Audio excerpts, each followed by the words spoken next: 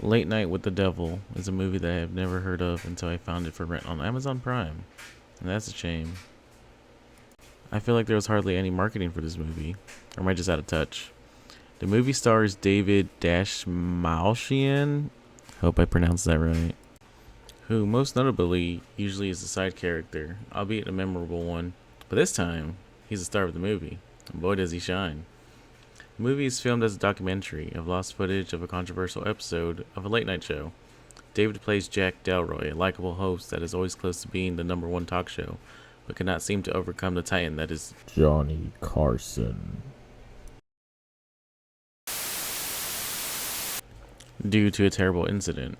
Jack goes on a hiatus, putting his show on a hold for a month, coming back with nothing to show for except a show that has fallen even lower on the rankings and is on track to being cancelled. Fearing that he will miss his chance and be forgotten, Jack decides to film an episode that pushes boundaries and explores taboo topics no matter what the risk is. The setting of this movie is broken into two styles. The first style is the actual episode, what the viewers at home are meant to see, a controlled environment. The second style, what happens in between commercials, and we get a closer look on what drama has happened between the scenes.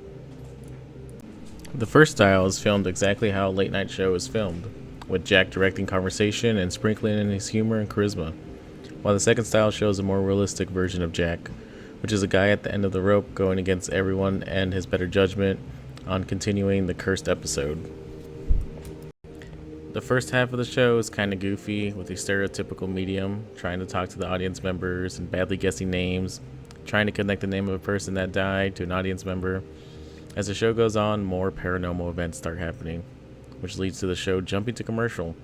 Once again, the second style immediately picks up from there, and that's the formula of the entire movie, which is us watching segments of a show and then seeing the cast and live audience react to stuff once the cameras are off.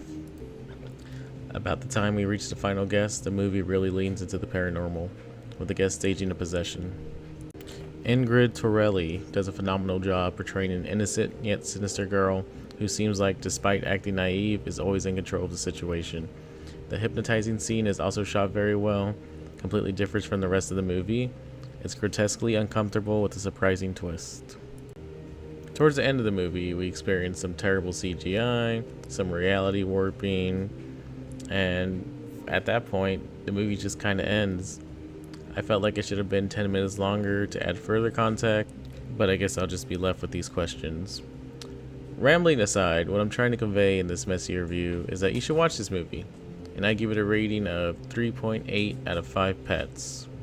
Thanks for watching my first review. I know it's pretty messy, but I'm just getting into this. Let me know what you think and what I should review next. Take care. Bye.